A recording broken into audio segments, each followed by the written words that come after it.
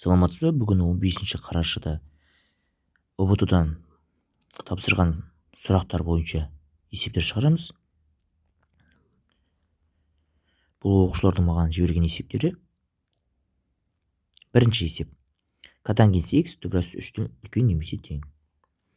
Ол үшін бірінші котангенс осыны сызамыз. Котангенс осі деген мына жерде.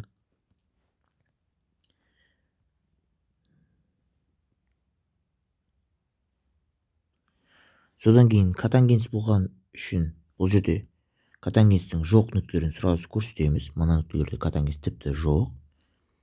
Енді котангенс түбірасы 3 дейді. Түбірасы 3 жақта бар деп ойлайық. Яғни оң жағында болу керек қой, котангенстің әйтеуір. Ол мына жағында деп ойлайық. Енді содан сызық жүргіземіз координаттар басына.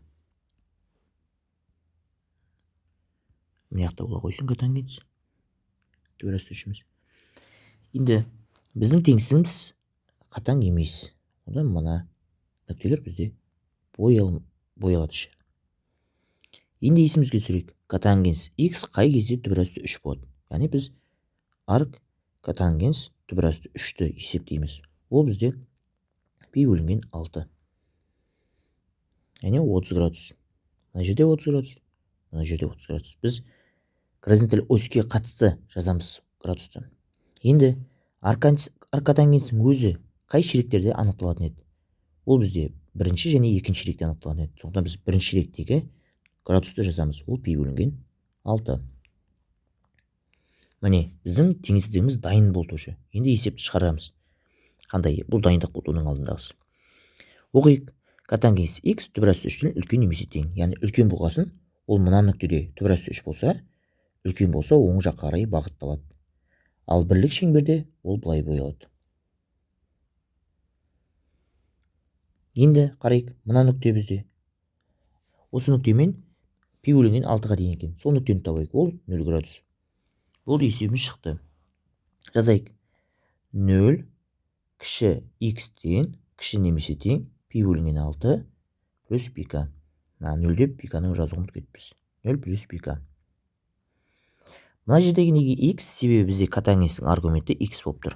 Егер ол жақта 2x болса, 2x болатын еді. X плюс пи бөлінген 6 болса, қос теңсіздіктің ортасында x плюс пи бөлінген 6 болатын еді. Яғни қандай аргумент тұр, соны жазамыз. Енді бізде бұл жерде жаңағы 2x, 3x деген сияқты коэффициенттер жоқ, плюс пи бөлінген 6, минус пи бөлінген 4 сияқты қосу азайтулар жоқ, онда есебіміз шықты. Не болады? Пика нүктелі тұр, пи бөлінген 6 плюс пика. Қатаң болғасын жай жақша, қатаң емес болғасын тік жақша. Бірінші есеп шықты. Екіншісіне көшейік. Катеттері 3 және 4 болатындай тік төртбұрышты үшбұрыш кіші катет арқылы айналуда. Айналған дененің бүйір бетінің ауданын мәнін жатқан аралықты белгілеңіз дейді.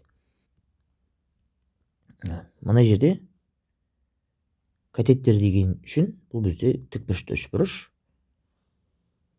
кіші катеті дейді. Яғни мен есеп қойық, разница беріп қойық. Міне, бізде осы 3 болсын, бұл 4. Енді кіші катеті арқылы айналған болса, осылай бізде конус шығар еді. Енді конустың бізде биіктігі бар, міне 3 деген биіктігі болады, ал 4 радиус болады. Міне радиус, мұны биіктік болады. Бізде тек жасаушы жоқ. Жасаушыдан қалай табамыз? Жасаушыны біз Пифагор теоремасы арқыламыз. Биіктік пен радиус бізде катеттер болып тұр. Яғни катеттердің квадраттарының қосындысы бізде гипотенузаның квадратын береді. Бұл бізде 9 плюс 16 тең L квадрат. 25 тең L квадрат. L бізде 5 болады. Енді конустың бүйір бетінің ауданын қалай табатын едік? Формуласы PRL. Яғни P көбейтілген R радиус көбейтілген 5. Сонда бізде 20 пи. Енді жауаптарын қарасақ, бізде жауаптарында бізде сандармен тұр. Онда біз пидің орнына бір сан беру керекпіз. бізде мына пи тең 3 деген вариант жоқ. Сондықтан бізде пидің орнына біз 3,14 аламыз. Сонда бізде 20 көбейтілген 3,14. Ол бізде 62,180 береді. Енді 62,180 қай аралықта? Міне B'де, C'де, сосын болды. Басқа аралықта бізде 62,180 жоқ. Осы екі жауап болады. Қайталап айтам, P тең 3 деген вариант болмаса, яғни сондай шарт болмаса, біз P'де 3,14 деп аламыз. Келесі. Бұрыштық өлшемдерін радиандық өлшемдерге сәйкестендіріңіз дейді. Яғни оқушы есепті дұрыс шығарған. 60 бізде 180 бөлу 3 деп есімізге түсіреміз. Ал 180-ді пи деп аламыз. Сонда пи бөлінген 3. 90 бізде 180 бөлінген 2. Сонда пи бөлінген 2. Бұл дұрыс. 33-ші сұрақ. Берілген функцияның тұжырымдамасын сәйкестендіріңіз. Бізде қандай тұжырым тұрған білмегесін, біз есепті шығара алмаймыз мына жерде. Не сұрап тұрған білмейміз. Келесі. 32-ші есеп. Сәйкестендіру. Теңдеу жүйесінің шешімі. Міне бізде шарттары бар. Одан есепті шығара аламыз.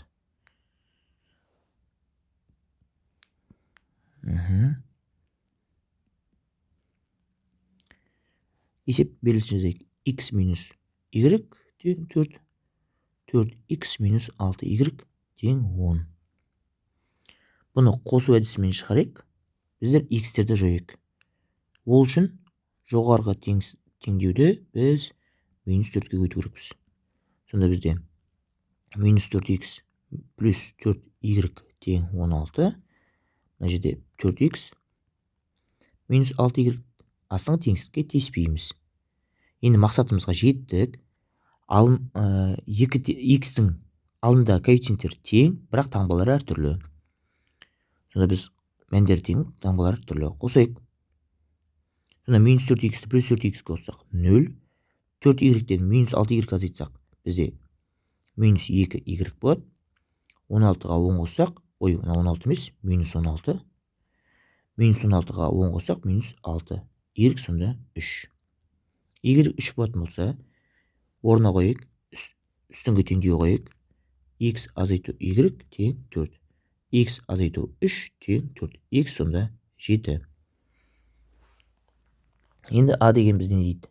A деген бізде X1 қосылған Y1 дейді. Яғни 7 қосу 3 тең 10 дейді. Мынау 10 бізде. Бұны сұрап тұр.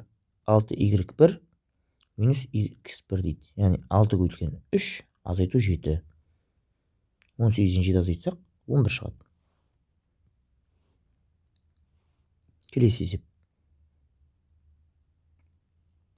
Бұл бізде контекст есептер. Біз соңынан бастап отырық. Мектепте физика пәнінің командалық жарыс ұйымдастырылып жатыр. Жарыстың шарты бойынша әр сыныптан бір команда және әр командада 4 адам болу қажет. Жарысқа қатысуға ниет білдірген бір сыныпта 6 қыз бен 4 ұл оқиды.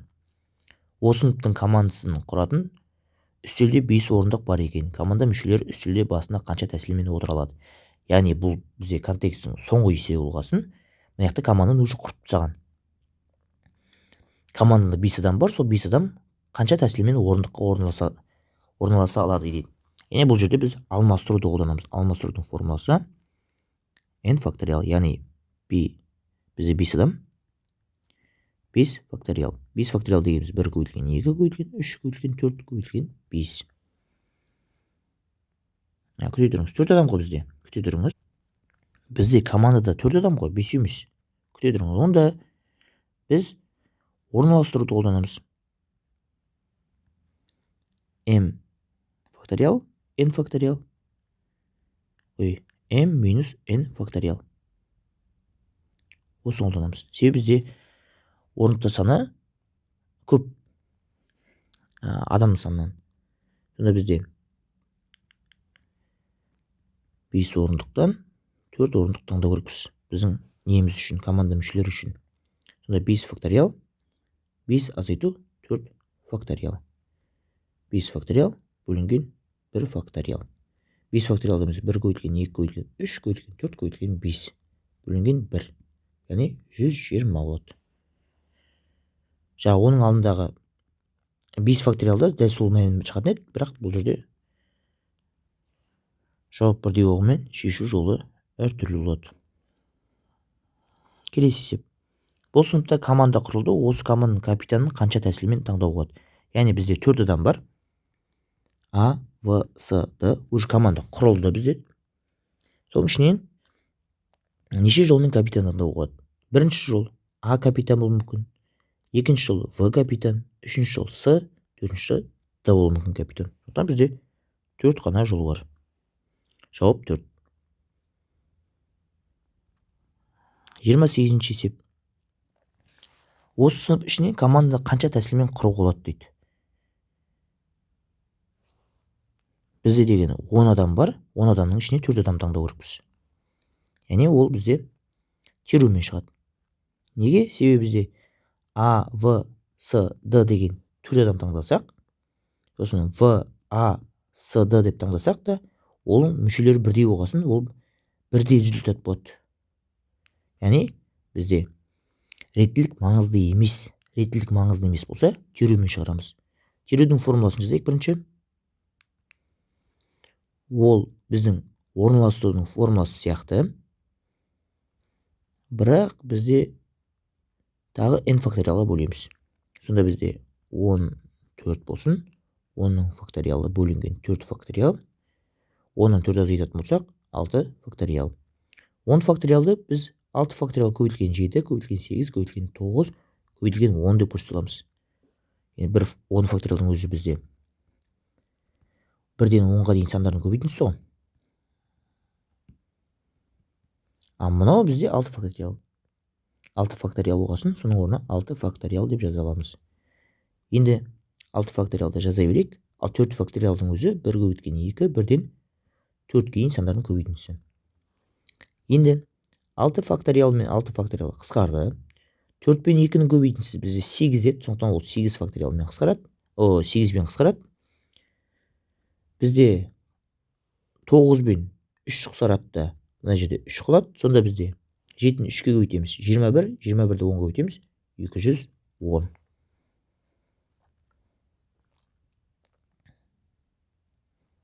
Келесі есеп. Қыздар саны 2-ден кем емес болатындай етіп, осы сыныптың командасын құрудың неше тәсілі бар дейді. Яғни бізде шарт бар.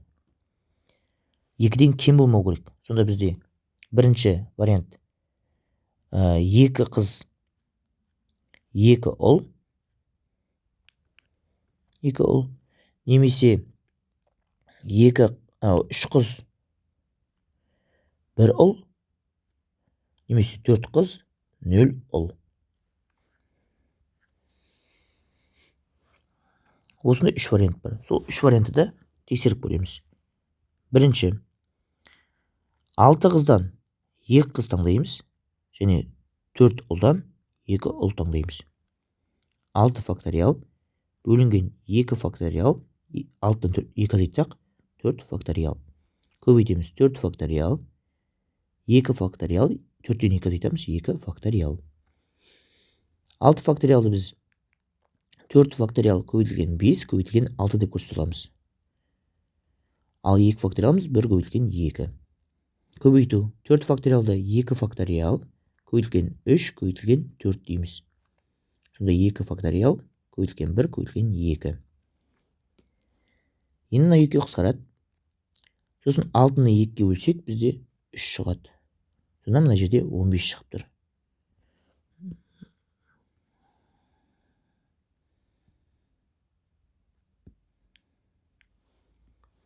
шығып тұр. 2 факториал мен 2 факториал қысқарады. 4-ті 2-ге бөлсек 2 шығады. Бұл жерде 6. 15-ті 6 өтсек 90 вариант. Келесі екіншісі. 3 қыз, 1 ұл дейді. 6 қыздан 3 қыз, 4 ұлдан 1 ұл таңдаймыз. Сонда 6 факториал 2 факториал 4 2 3 факториал 6-тан 3 азайтсақ 3 факториал көбейтілген 4 факториал мына жақта 1 и 4-те 1 азайтамыз. Осындай болады. Енді біз жаңағыдай алып көрсетейік. 6 факториалды біз осылай жаза аламыз. Ал 3 факториалды 1-ден 3-ке дейін көбейту. 4 факториалды былай көрсете аламыз. Ал 1 факториалдың өзі 1-ге тең. Сонда қысқарды 2 мен 3-тің көбейтіндісі бізде 6-ны береді. Толығымен қысқарады, сонда жақта 20 қалады. Бұл да толығымен қысқарады, тек 4 қалады. Енді 20-ны 4 көбейтсек 80. Үшіншісі 6 қыздан 4 қыз, 4 ұлдан 0 ұл. 6 факториал 4 факториал көбейтілген 2 факториал көбейтілген 4 факториал 0 көбейтілген 4 факториал. Біз бұның көбейтіндісін білеміз. Міне. Ол жерде бізде 15 шыққан еді.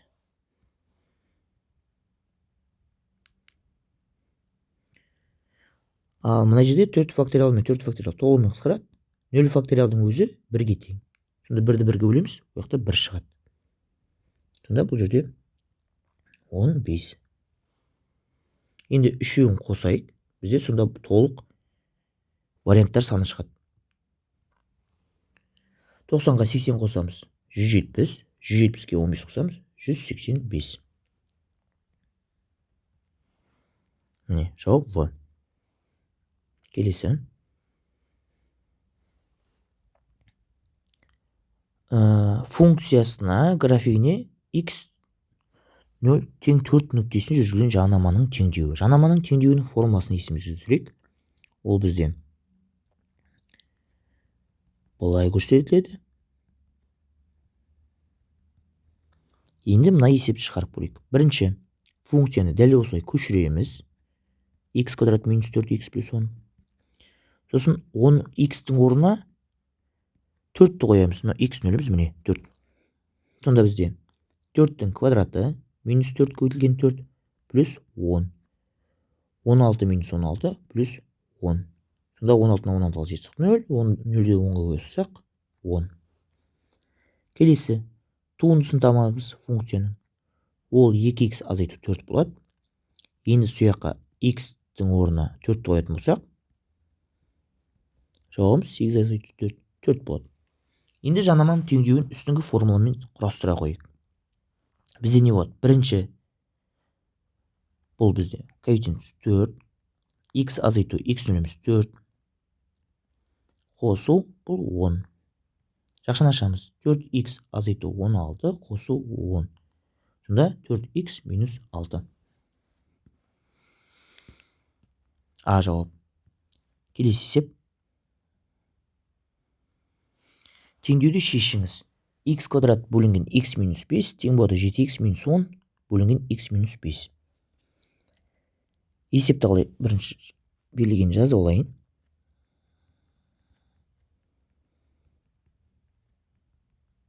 Енді біз алымда бөлімде, бөлімдегі тұрған санға көбейтеміз. Ортақ бөлімі сол болады бізде.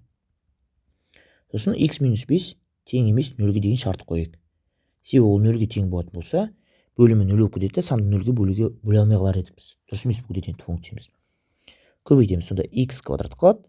Бұл жерде 7x минус 10 қалады. X квадрат минус 7x плюс 10 тең 0. Дискриминантты қолданасыздар. Қолданып көрсетейік. Сұрасты біраз тағылайын мен.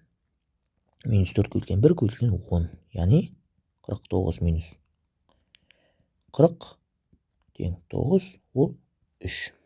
Сонда x бізде 7 плюс минус 3 бөлінген 2. 7-ге 3 қосады 10, 10-ды 2 бөлсек 5. 7-ден 3 азайтсақ 4, 4-ді 2 бөлсек 2. Енді мына жерде 5 деген жауап қабылданбайды. Сонда жауап x тең болады тек қана 2. А жауабы. Келесі.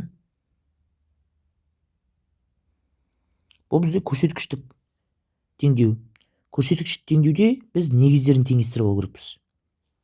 Бұлай 0,14-ті бұлай шығара қой. 0,14 деген бізде 10-нан 4. 10-нан 4-ті қысқарады, 2-ден 5 болады.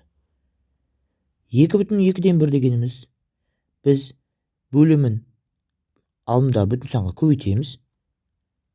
Ол 4 шығады. 4-ісін 1-ге қосамыз. 5 шығады. Сонда бізде мынаяқта мындай есеп болып тұр. 2-ден 5 x квадрат тең болады 5 дәрежелі түбір асты 2-ден 5 x дәрежесі. Мынаяқта мынандай қасиеттерді есімізге түсірейік. Егер осылай тұратын болса, дәреже болса, онда бізде дәрежеміз осылай қылып өзгереді. Түбір астында нәрсені осылай өзгерте аламыз. Және екінші қасиет, егер бөлшектің бізде n дәрежесі болса, кері алатын болсақ, онда минус n дәреже болады. Бірінші теңдеудің сол жағына осыны қолданайық, оң жағына осыны қолданайық. Не болады бізде? 5 бөлінген 2 минус x деп төмендеу жазайыншы. 2-ден 5-тің минус x квадрат дәрежесі тең болады 2-ден 5-тің x бөлінген 5 дәрежесі. Негіздер теңессе дәрежелерде тең деген сөз. 5 көбейте қойық. Минус 5x квадрат тең x. Оң жаққа жібереміз. Сонда бізде 5x квадрат плюс x тең 0. X-ті жақсыға шығарамыз. Сонда 5x плюс 1 шығады. Тең 0. Енді әр көбейткішті жеке-жеке 0-ге теңестіреміз. Бізде 2 көбейткіш бар, x бар және 5x плюс 1. X 0-ге теңестіреміз. 5x плюс 1-ді де 0-ге теңестіреміз. Мына жерде есеп шығып тұр. Келесіде минус 1 оң жақ жүреміз. Сонда x бізде минус 5-тен 1. Немесе x тең минус 0,2. Ол D варианты. Келесі есеп. Үшбұрыштың қабырғалары 5, 12, 13. Оған ұқсас екінші үшбұрыштың периметрі 90 сантиметрге тең. Екінші үшбұрыштың үлкен қабырғасы табыңыз. Мысалы бізде ол деген ұқсас үшбұрыштар дегеніміз не? 5, 12, 13. Бұл жерде тіктөртбұрыш екенін білеміз біз деген. Пифагор теоремасын қолданып дәлелдеп алсаңыз болады. Және ұқсас деген дәл осы үшбұрыштың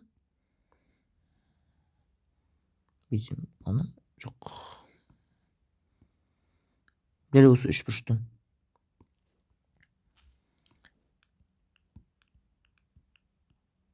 тек үлкейгені немесе кішірейген түрі ұқсас деген. Біз үлкейді деп ойлайықшы. Бізге есеп шығару оңай болады, үлкейсе. Үлкейген түрі деп ойлайық. Сонда оның сәйкес бұрыштарына бір санға көбейтіледі. Бірден есе үлкейді ол. Міне осылай. Ол кішірейгенде ол мүмкін, ол факт емес, білмейміз ол. Енді осының периметрі 90 сантиметрге тең дейді. Қосайық. 5x плюс 12x плюс 13x тең 90. Сонда мына жерде бізде қазір 20x тұр тең 90. 30x. 30x тең 90. X сонда 3-ке тең. Яғни бұл үлкен екен. Бізде неде сұрап тұр? Үшбұрыштың үлкен қабырғасын, яғни 13x-ті ғана сұрап тұр. 13x тең 13 көбейткен 3, 39 болады. Міне. Яғни бұл жерде үшбұрыш үлкен деймін. Ал қашан кіші болар еді? Егер бізде x-тің мәні 0 мен 1-дің арасында орналасса, бөлшек сан болса. 19-шы есеп. Түбір асты x плюс 2 үлкен x-тен дейді. Бұл меніңше иррационалдық теңестің ең қиын түрлерінің бірі. Яғни бізде бір функция иррационалдық функциядан кіші болатын болса, сол кезде қиындау болады. Неге? Себебі біз бірінші оның нөлден кіші екенін көрсетеміз. Яғни мынау нөлден кіші болатын болса, бұл иррационалдық функция всегда оң ғой, әрқашан оң ғой. Онда ол тек түбірден шығатынын көрсетсем болды.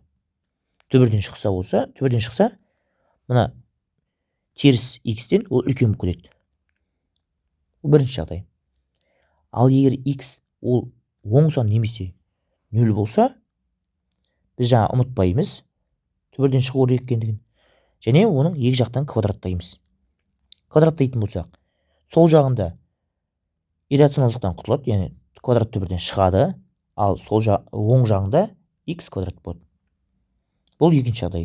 Сол екі жағдайды біз біріктіреміз.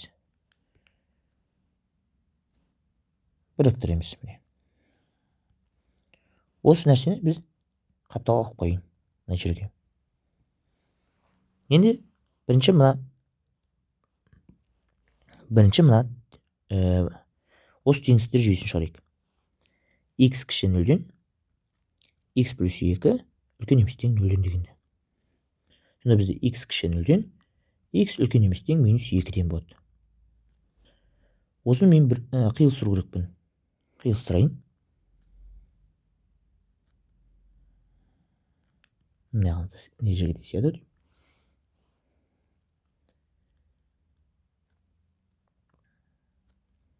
Минус 2 және 0. Бірінші 0-ден кіші дейді. Және минус 2-ден үлкен немесе тең дейді. Сонда қиылысқан жері минус 2-ден 0-ге дейін. Бірінші есеп шықты. Екінші, бізде x үлкен немесе тең 0-ден, біз жаңа шығардық. Жауабын жаза берейін. X үлкен немесе тең минус 2-ден, және соңғысы мынаның барлығымен оңға қарай жүрейін. Сонда бізде x квадрат минус x минус 2 кіші 0-ден. Алғашқы екеуі шығып тұр. Тек мен мынаны шығару керекпін. Соны шығарайын. Оны шығару үшін мен бірінші теңестіру керекпін. Және дискриминантпен немесе жүктеу әдісімен, бұл жерде жүктеу әдісін қолданайын. Мен x-тің мәндерін табамын. X сонда бізде 2 x минус 1 болады. Және бұны аралықтар, интервалдар әдісіне қойып мәндерін таба аламын.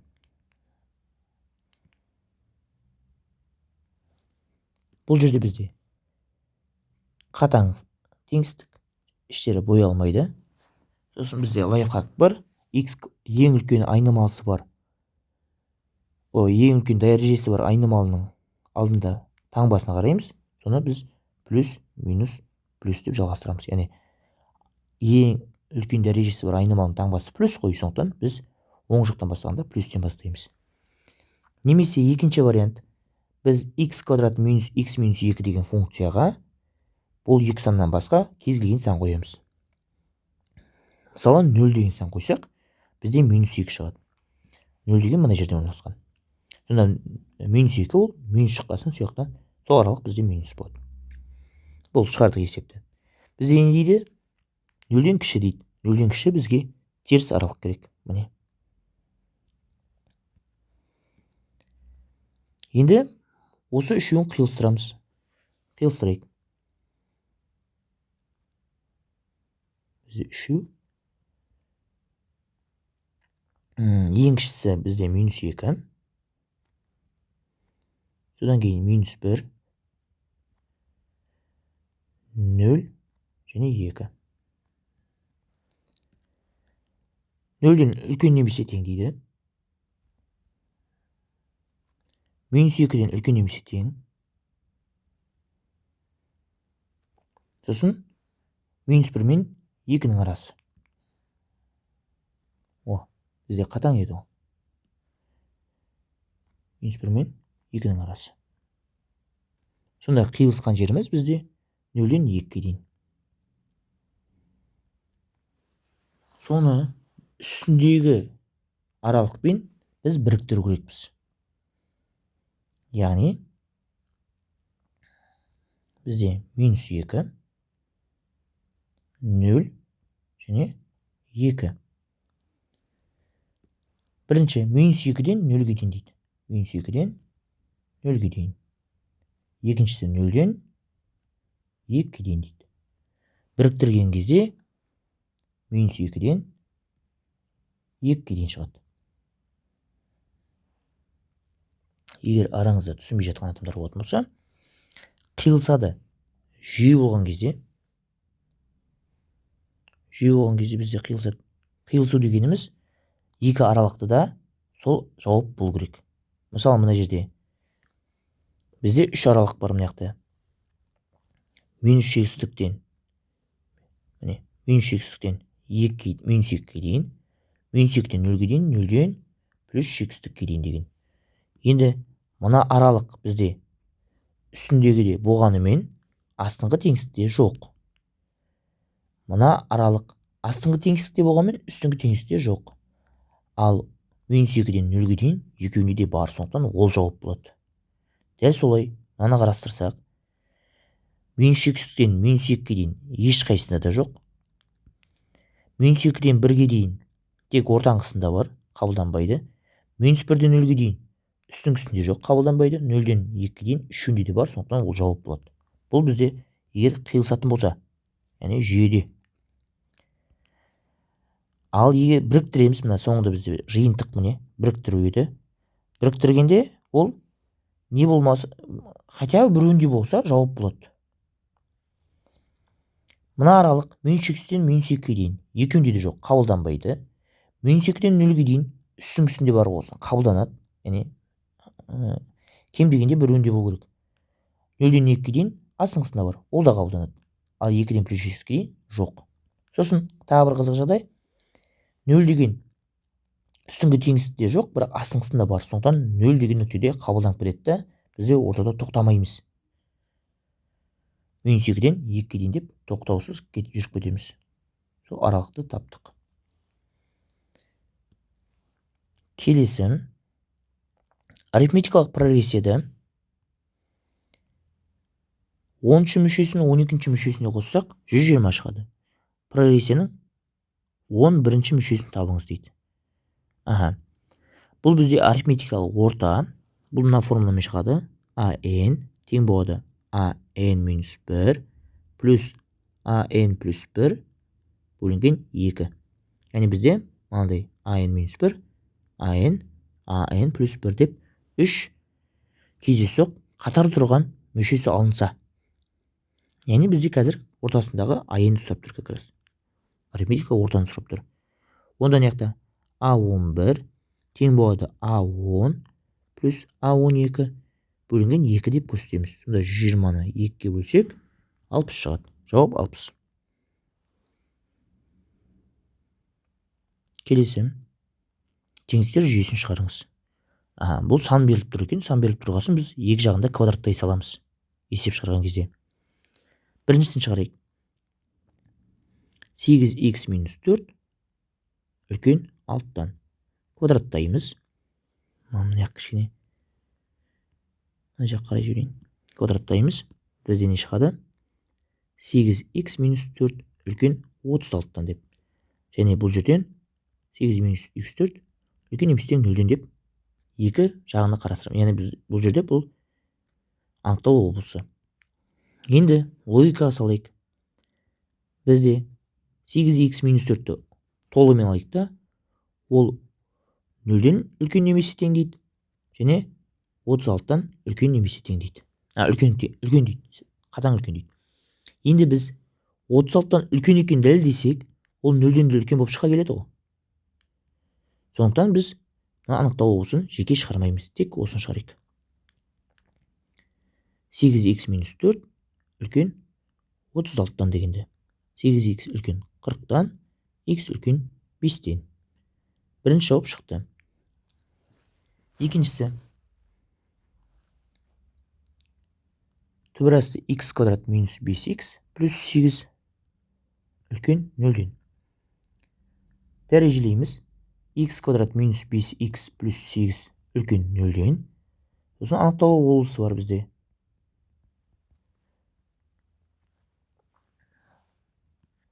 Енді үстіңгі теңсіздік бізде 0-ден қатаң үлкен дейді, ал астыңғы теңсіздік үлкен немесе тең дейді. Бұлардың қиылысуы бұл қатаң варианты болады. Яғни біреуінде бар, екіншісінде жоқ, онда жоқ бізде басым болады. Сондықтан тек соны шығарсақ бізге жетеді. Яғни бұл бізде екеуде ерекше жағдай болып шыға келіпті. Не істейміз? Бірінші теңестіреміз нөлге. Сосын бұны дискриминантпен шығара қойып. Сонда не болады? 5-тің квадраты 25, минус 4 көбейтілген 5 көбейтілген 8. Охо, 1. Яғни 25 минус 32. Бізде дискриминантымыз минус шығып тұр. Енді бұл жерде түбірлері жоқ деген сөз. Бірақ жауап бар. Қалай? Егер теңсіздікте, теңсіздік болғасын, теңсіздікте дискриминантымыз минус болса, онда бізде екі жауап болуы мүмкін. Бірінші жауап минус шексіздіктен плюс шексіздік. Келесі жауап жоқ деген. Осы екі жауап болуы мүмкін. Енді қайсысы бұл жерде? Зерттейміз. X квадраттың алдында таңба плюс. Сосын бізден нөлден үлкен деп плюс сұрап тұр. Плюс, екеуі де бірдей ма? Онда біздің жауабымыз минус шексіздіктен плюс шексіздік болады. Егер дәл осылай, бірақ бізден кіші нөлден сұраса, онда жауап болмас еді. Енді қайтадан орнына құрастырайық. Бізде x үлкен 5-тен деп тұр. Яғни ол жауабын тауып ала қойшы, кеттедір. Жауаптан тауып алайық. 5 үлкен 0 плюс шексіздікке дейін. Яғни 5-тен плюс шексіздікке дейін деген жауап шығып тұр мынаяқтан. Астына минус шексіздіктен плюс шексіздік жүйе. Енді жүйеде бір жауабың плюс шексіздіктен минус шексіздіктен плюс шексіздік болатын болса, онда үстіңгісін ала қою. Жауап осы болады. 5-тен плюс шексіздікке дейін. Мына жаққа жазайын үлкен қылып.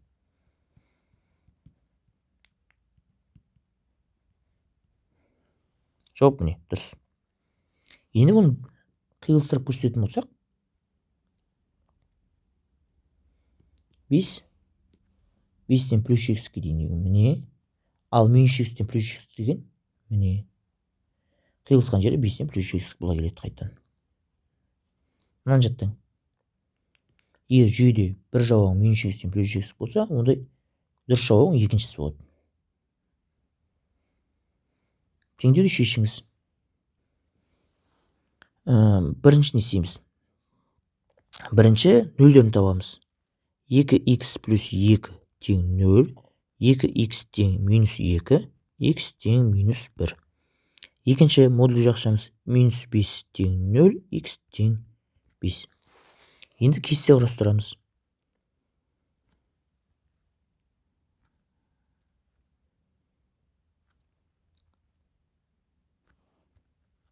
Ол кестеге бірінші 2x плюс 2-ні құрайық. Сосын x минус 5-ті құрастырайық. Сосын біздің сандарымыз минус 1, 5 деп өсу ретімен қоямыз. Енді мына минус 1 деген жауап қайсынан шығып еді бізде? Минус 1 деген жауап 2x плюс 2-ден шыққан еді. Сондықтан соға дейін ол минус болады, содан кейін плюс болып кетеді. Ал 5 деген ол мына жауаптан шығып еді. Сондықтан соға дейін минус болады, одан кейін плюс. Енді оны не үшін тауып отырық біз? Біз былай жасаймыз. Бірінші біздің мына аралықтағын іздеп қараймыз. Яғни x кіші минус 1-ден деп алайық. X минус 1-ден кіші болса, екеуде минус болып тұр екен, онда екеуінде минуске көбейтеміз. Сонда минус 2x минус 2. Бірінші ақшаны минус көбейттік. Енді екінші ақшаны да минус көбейтеміз. Минус x плюс 5 плюс 1 тең 0. Есеп шыға ма екен? Қарайық, минус 3x ақшамда болайық. Сонда бізден яқта плюс 4 тең 0. 3x тең 4, x тең болады 4 бөлінген 3. Яғни 1/3-тен 1. Енді 1/3-тен 1 мына аралықта жата ма? Минус 1-ден кіші ме?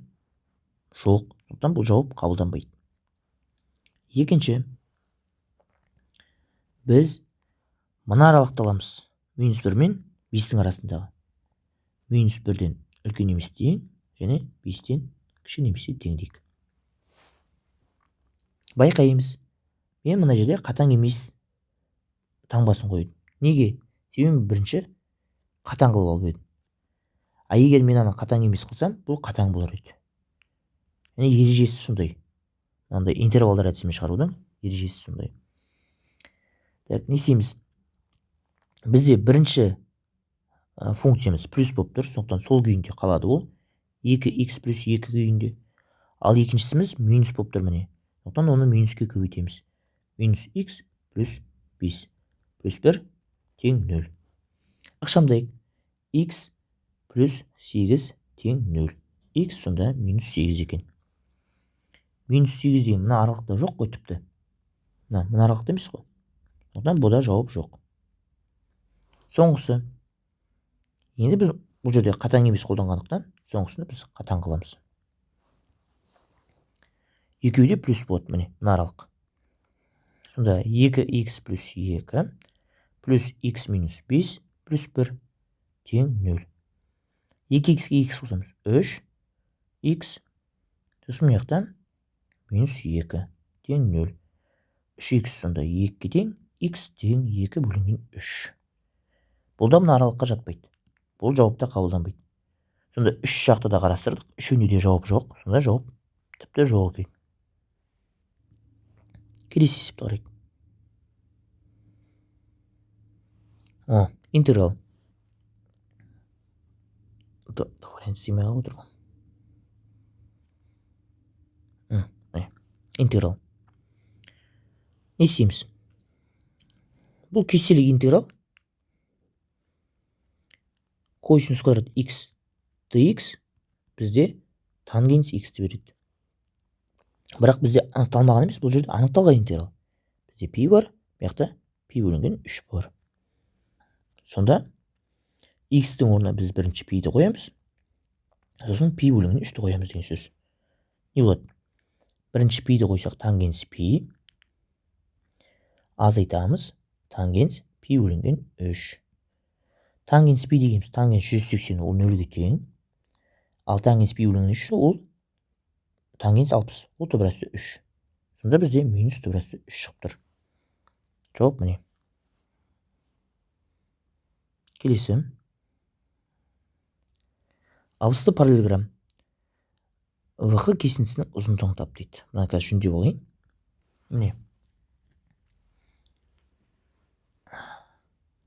Так, бұл бізде параллелограмм болған үшін мына былай тоғысайын ана, сыданы созайын, аваны да созайын. Және мына қызылмен былай жүргізейін.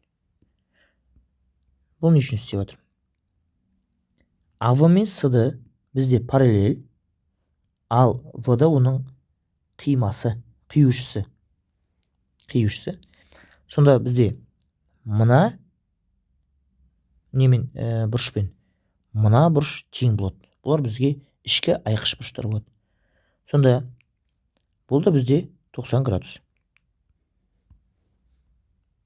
Енді не пайда болды бізде? Бізде мына үш бұрыш қарайтын болсақ, бұл бізде тік бұрышты үш бұрыш, соның тік бұрышынан биіктігі жүргізілген. Онда бізде мен А, В, С, А, С, В деп H деп алатын болсам, мынандай қасиеттер орын алады. А квадрат тең болады С көбейтілген СА. В квадрат тең болады С көбейтілген СВ, және H квадрат тең болады СА көбейтілген СВ. Бізге как раз BH керек еді. Сонда сол BH-ымыз бізде BH-тың квадраты тең болады СА дегеніміз 3-ке тең, ал СВ дегеніміз 6-ға тең. Осының көбейтіндісіне 18. Сонда BH-тың өзі түбірасты 18-ге тең. Яғни ол 9 көбейтілген 2, яғни 3 түбірасты 2. А варианты болады. Бұл біздің тік бұрышты үш бұрыштың тік бұрышынан биіктік жүргізілген кезде шыққан қасиеттер. Келесі. Бәрі үлкен учеті.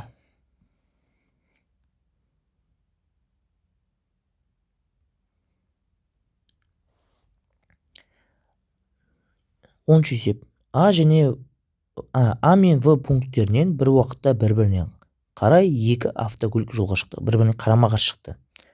Олар 4-5 сағаттан кейін кездесті. Кездескеннен кейін бірінші автокөлік 4-3 сағаттан кейін екінші автокөлік 12-5 сағаттан кейін межелі жеріне жетті. Егер АВ 120 болса, әрбір автокөліктің жылдамдығын табыңыз дейді. Так, қазір кестесін сызайық. Графигін. Так, қалай болады? Міне бізде неміз бар? 120 километріміз бар. Бірінші бағыттан В1 келе жатыр.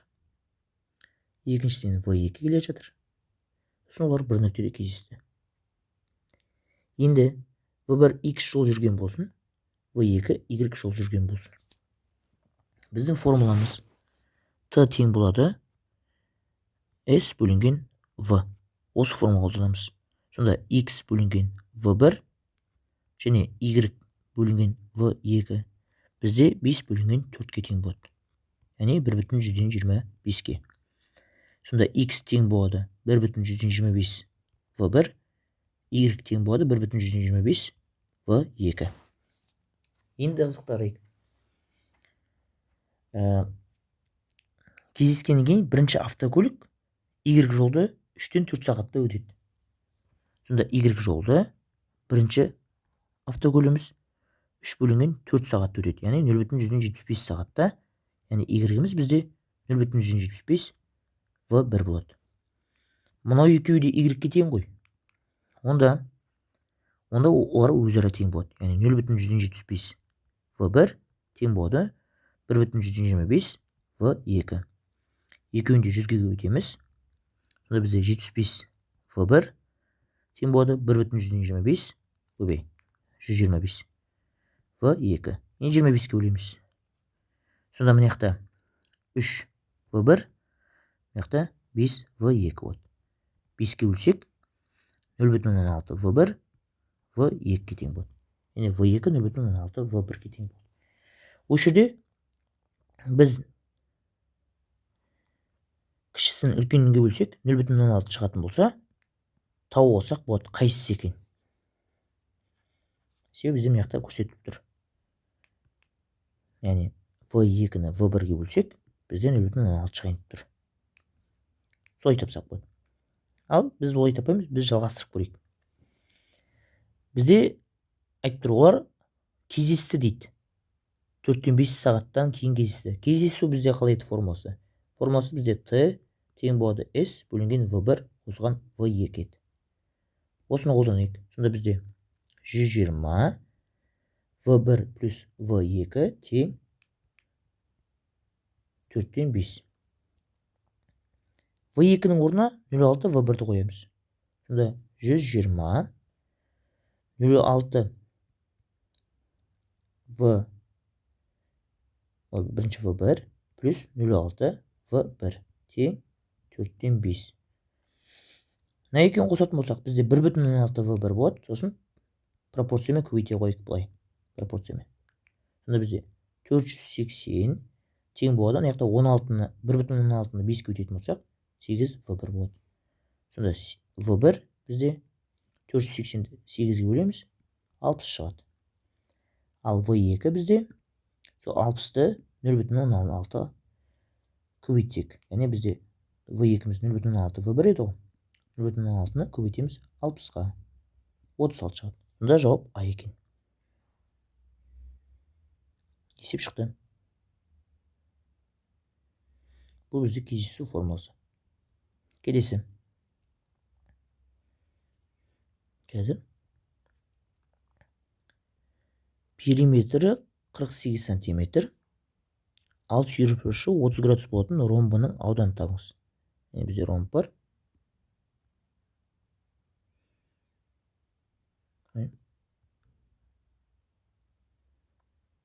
ромб бар. Соның сүйір бұрышы 30 градус дейді. Сосын периметрі, егер қабырғасы А болатын болса, периметр бізде 4А 48-ге тең дейді. Сонда аның өзі бізде 12 болады. Не сұрап тұр бізде? Ауданы сұрап тұр. Ромб кез келген параллелограмм сияқты, ромб деген параллелограммның бір түрі. Параллелограммның ауданы бізде көрсете қойын, қаяқ көрсетейін, мына жақ көрсетейін. Мынандай параллелограмм болатын болса, бізде альфа А болатын болса, ол бізде 2-ден А көбейтілген В көбейтілген синус альфа болады. Соны қолдана қоямыз мына жақта. Ромбының ауданы 12-ні 12-ге көбейтеміз және синус 30-ға көбейтеміз. 12-ні 12-ге көбейтсек 144, 144-ті 2-ден 1-ге көбейтеміз, яғни 2-ге бөлеміз деген сөз, ол 72 сантиметр квадрат болады. Жауап А. Келесі. Теңсіздікті шешіңіз дейді. Яғни x квадрат минус 9x плюс 20 x минус 8-дің квадраты дейді. Үлкен емес тең 0. X минус 8-дің квадратына тиіспей қойық. Біз үстіндегісін ықшамдай аламыз ба? Ықшамдай аламыз. Ол бізде x квадрат минус 9x плюс 20. Бұл x пен x-дің көбейтіндісі, бұл 5 пен 4-дің көбейтіндісі. Екеуіне де минус қоятын болсақ, тексерек. Минус 5x, минус 4x, тең минус 9x. Ортасында шықты. Мұнда біздің яқта x минус 5,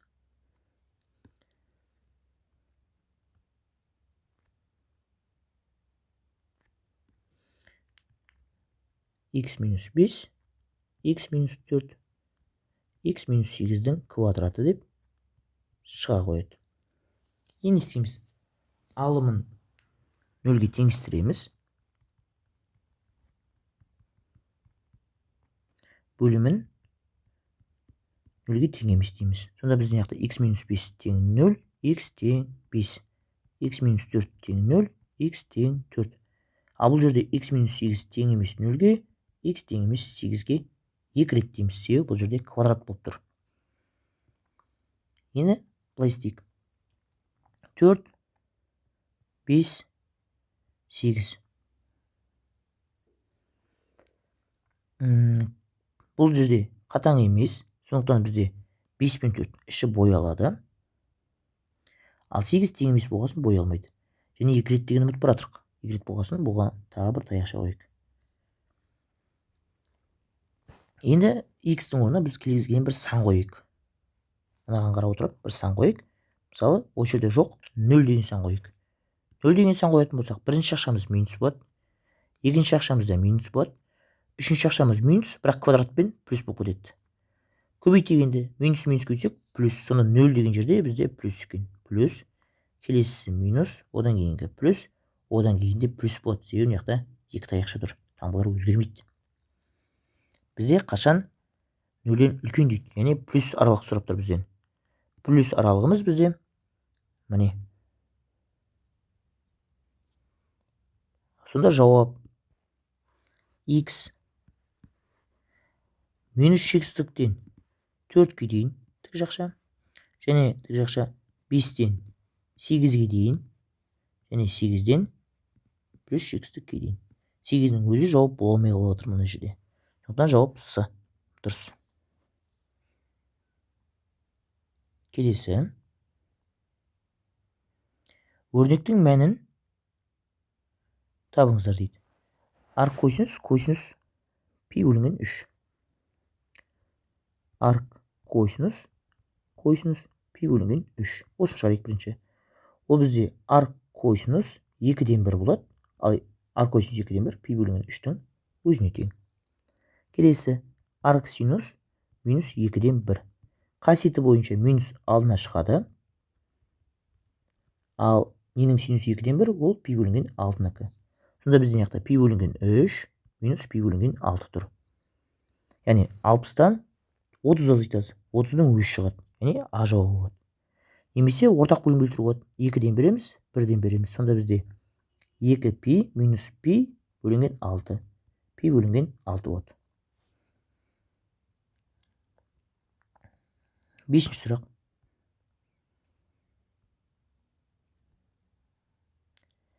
«40 литр 15% қант ерітіндісінде 10% қант ерітіндісі араластырылып 14% ерітінді алынды. Қанша литр 10% ерітінді қосылған» дейді. Бұның оңай жол мұны. Біз соны көз алдымызға елестетеміз қазір. Бізде бірінші ыдыс бар, о жақта 15% қант ерітіндісі бар, 40 литрлік. Оған қостық 10% қант ерітіндісін, бірақ біз білмейміз қанша қосқанымызды. Сол кезде бізде шығады 14% қант ерітіндісі шығады. Ал массасы бізде оның объемы 40 плюс x. L литр дегенде алып тастай қойын. Енді 15% дегенде 40-қа көйтеміз. 10-ды x-ке, 14-ті мынаған көйтеміз. Барлығын көйіп шығамыз. Сонда бізде не болады? 600 плюс 10x тең болады. 14-ті екеуіне де жеке-жеке көйтеміз. Сонда бізде 560 плюс 14x. Енді сандарды бір бөлік, айнымалар бір бөлік жинейік. 560 мына жаққа, 12 мына жаққа. Сонда 600 минус 560 тең болады 14x минус 10x. Мына жақта 40 тең 4x. 4-ке бөлеміз, x сонда 10 екен. Яғни 10 литр. Келесі. Арифметикалық прогрессияның 7, 9, 22, 26 мүшелерінің қосындысы 136-ға тең. Осы прогрессияның 16 мүшесін табыңыз дейді. Яғни бізде А7 плюс А9 плюс А22 плюс А26 дейді. Тең болады 136. Бізге 16 мүшені тап дейді. Былай жасайық. Біз 2-ке бөлейік. Сонда бізде А7 плюс А9 бөлінген 2 плюс А22 плюс А26 бөлінген 2. Тең, мияқта 68 шығады. Енді мынау бізде не шығады? Арифметикалық орта ғой, жаңа өткенбіз. 8-ші мүшесі шығады. А мына жерде ше 22 мен 26-ның дәл ортасында тұрған 22 бар, 23 бар, 24, 25, 26. Дәл ортасында тұрған 24 қой. Одан 24-ші мүшесі шығады. 68. Енді бұны да 2-ке бөлсекші. Сонда бізде А8 плюс А24 бөлінген 2 тең 68 шығады. Ол 68 2 бөлеміз 34. Енді мына жерде не зат? Дәл ортасында тұрған сан қандай? 8, 9, 10, 11, 24-ке дейін баратын болсақ, бізде как раз 16 шығады. Оны қалай білсек болады? 8-ге 24 қосек 32.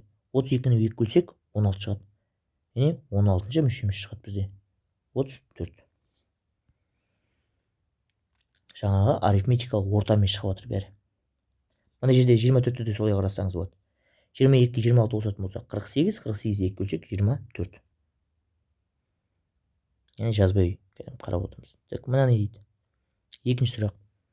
4-тің 2x дәрежесі минус 2-ның x дәрежесі функциясының туындысын тауып, оған 0 қоямыз дейді. Былай жасайық. 4-тің 2x дәрежесін 4-тің 2 дәрежесі яқта x деп көрсетуге болады. Яғни, мына бізде 16-ның x дәрежесіне тең болады. Сөйтіп жаза қойық. Y тең болады 16-ның x дәрежесі минус 2-ның x дәрежесі. Сосын бізде формула А-ның x дәрежесінің туындысы А-ның x дәрежесі көбейткен ln А. Сонда яқта Y-дің туындысы 16-ның x дәрежесі көбейткен ln 16 минус 2-ның x дәрежесі көбейткен ln 2 болады. Енді сұяққа сол функцияға біз 0-ді қоятын болсақ, 16-ның 0 дәрежесі көбейткен ln 16 минус 2-ның 0 дәрежесі көбейткен ln 2 болады. 16 нөл дәрежесі мен 2 нөл дәрежесі бізде 1-ге тең болады. Сонда бізде қалды ln 16 минус ln 2 деген. Мынандай қасиет бар. Егер бізде логарифм а негізде x минус логарифм а негізде y болып, негіздері тең болса, а болса, арасында азайту болатын болса, онда логарифм а негізде x бөлінген y шығады. Сонда мына жерде бізде ln 16 бөлінген 2, яғни ln 8 шығайын деп тұр.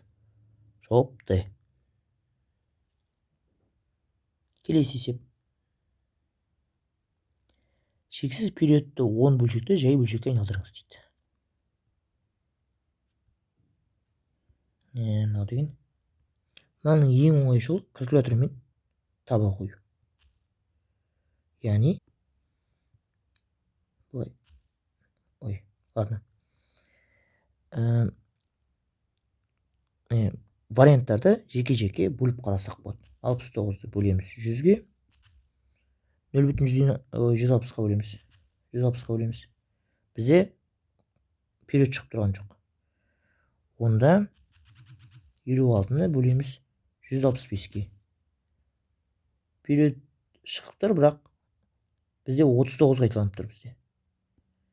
Міне 30 қарап отырсақ 39 қайталанып тұр. Мына 39 қайталанып тұр. Бізге келмейді тағы.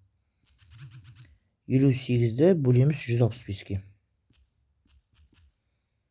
Бізге керек мына 51 қайталанып тұр. Яғни біздің жауабымыз осы. С. Егер біз математикалық жолмен шығарамыз келсек, қалай шығарамыз? Екі вариант бар, оның ең оңайын көрсете қойын. Бірінші былай жасаймыз. Бұны 0,3 қосу 0,051 деп аламыз. Яғни бізде қайталанбайтындардың бәрін алып тастаймыз. Енді сол 0,051-ді алатын болсақ, біз қалай істейміз? Бірінші алымына 51-ді жазамыз, жақшасы дымсыз. Сосын жақшаның ішінде неше сан бар, сонша 9 бар. Жақшаның сыртында неше сан бар, неше нөл бар мына сонша 0 болады. Болды. Бұны енді ақшамдайық. 51-де 9 сонда 3-ке бөлінеді. Бұл 17, бұл 330. Енді біздің алдымызда 0,3 бар, соны қосайық. 0,3 дегеніміз 10-нан 3 қосу 330-дан 17. 33-тен береміз. Яғни 99 плюс 17 бөлінген 330. Мына жерде 116 болады. Бөлеміз 330. Енді 2-ге қысқарады. Сонда 58 бөлінген 165 болады. Міне. Бірақ яғни бұны калькулятормен шығарған тезірек. Келесі. Мына нүктенің жазықтыққа дейінгі қашықтығын табыңыз дейді. Кішірейтейінші. Нүктеміз 1, 3, 4. Жазықтығымыз 3x плюс y минус 4z минус 6 тең 0. Формуласы қандай еді бізде? Формуласы ax 0 плюс vx y 0 плюс s z 0 плюс d бөлінген мына a квадрат плюс v квадрат плюс c квадрат. Осылай. Соны шығарайық. Арақашықтық бізде мына x, y, z-тің орнына мына нүктені қоямыз. Сонда бізде 3 көбейтілген 1 плюс 4-тің өзі минус 4 көбейтілген 4. 3 қой екінші нүктеміз. 3-тің өзі екен ғой. Так, сонда минус 6. Бөлеміз. Мына x, y, z-тің алдындағы коэффициенттердің квадраттарына. 3-тің квадраты плюс 1-тің квадраты плюс минус 4-тің квадраты. Тең. Модулдің ішінде 3 плюс 3 минус 16 минус 6. Мына жерде 9 плюс 1 плюс 16. Сонда бізде мына 9 минус 22 болып тұр. Мына жерде түбір асты 26 болып тұр. Яғни бізде 9-дан 22 азайтатын болсақ, бізде 13 шығады, минус 13 шығады. Оны модулін шығарсақ, 13-тің өзі. Бұл жерде түбір асты 26. Алымда бөлімде иррационалдан құтылу үшін түбір асты 26-ға көйтеміз. Сонда 13 түбір асты 26 бөлінген 26. Енді 26 мен 13 қысқарады. Сонда 26 бөлінген 2 екен. Ондай жауап жоқ. Қай жерде қателестік? 3 қосу 3 бізде 9 емес 6 ғой. Сонда мына минус 16 шығады. Яғни 16. Сонда мына 16. 16 мен 26 2-ге қысқарады. Сонда 8 түбір асты 26 бөлінген 13. Яғни В жауап. Келесі. Тіпті көрінбейді. Келесі.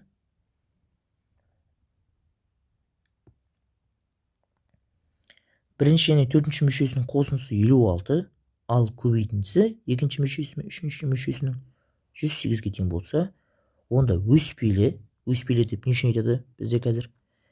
Еселігі бізде бірден жоғары болу керек. Яғни не болмау керек бізде? 0 мен 1-дің арасында болмау керек. Геометриялық прогрессияның еселігін тап дейді.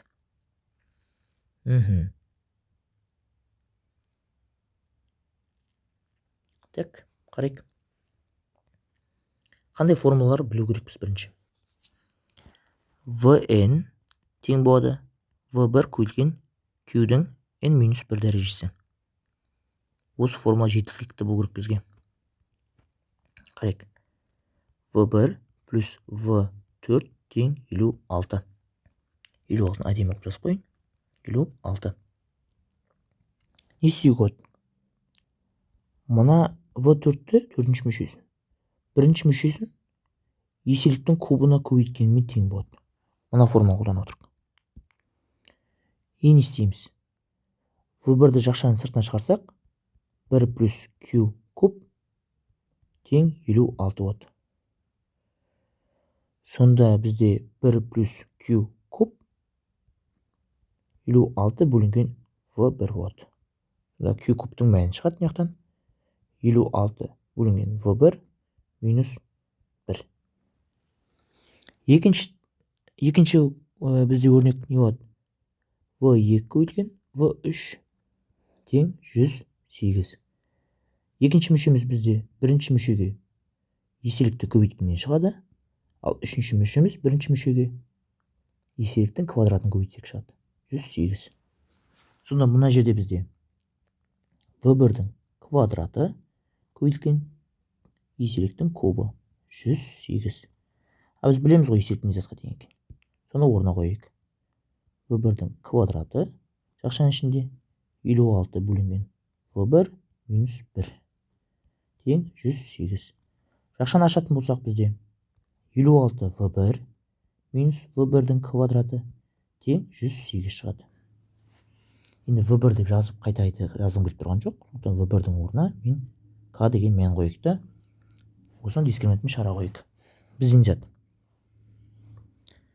минус К квадрат плюс 56К минус 108 тең 0. Енді минуске көбейтетін болсақ, біздің яқта плюс, мынада плюс, мынау минус болып кетеді. Енді осыны дискриминантпен шығарайық. Дискриминант түбір астындағы ол 56-ның квадраты, минус 56-ның квадраты 56-ның квадратына тең болады. Минус 4 көбейтілген 108. Яғни 56-ның квадраты минус 4-тің квадраты көбейтілген 108 4 бөліп жүрсек, бізде 27 болады.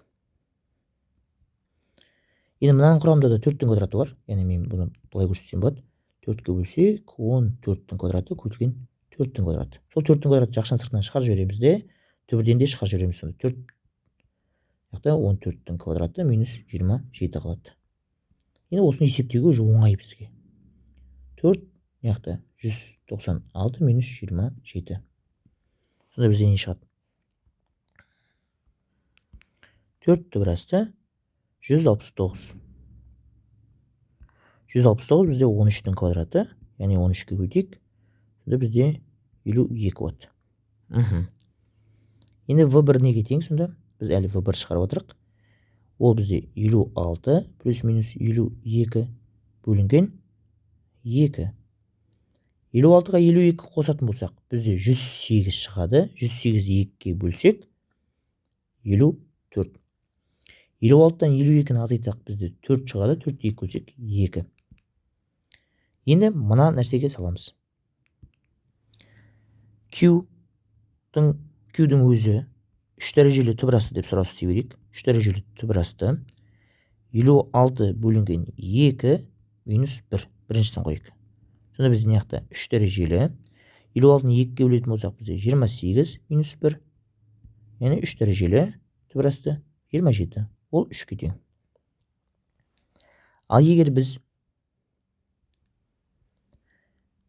54 қоятын болсақ, 56 бөлінген 54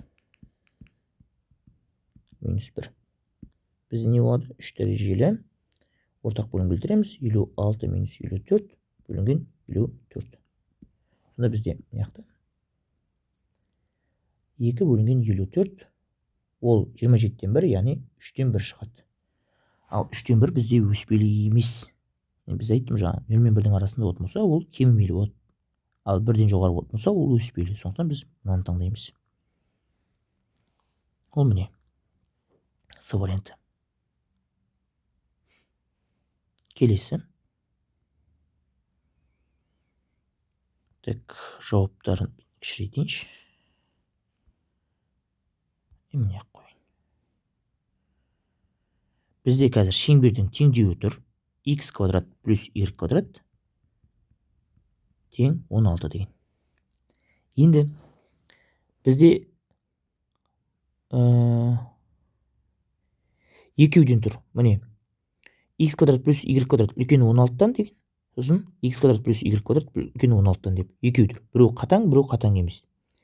Егер бізде шеңберіміз мынандай үзік болып келетін болса, онда ол қатаң теңістік болар еді. Ал бізде сплошной болғасын, бұл қатаң емес. Значит, бізде не яқта мынау бізде жауап бола алмайды, мынау да жауап бола алмайды. Енді екеуінің біреуін қараймыз. Қазір мынаны жауап қылып алатын болсақ, белгілеп қойыпты ол. Онда сол бір боялған аралықта бір нүктені сол осы мәнге қойық. Яғни бізде мына мәнге бір нүктені қойық осы боялған аралықта. Мысалы мынаны қойық. Ол 1 деп 1 деген нүкте. Соны қойсақ шығам екен. Онда 1-дің квадраты плюс 1-дің квадраты x пен y-дің орнына 1 қойып отырмын. Үлкен болады 16-тан. 1-дің квадраты 1 плюс 1 үлкен еместен 16-тан. 2 үлкен еместен 16-тан. Онда боялған бөлігіміз мынаған келмей қалды. Значит, бұл жауап емес. Жалғыз қалды мынау. Қойып қарасақ жаңа нүктемізді. 1-дің квадраты плюс 1-дің квадраты кішіне еместен 16-тан. 1 плюс 1 кішіне еместен 16-тан. 2 кішіне еместен 16-тан. Жауап шықты. Келесі. Осымен сабақ аяқталды.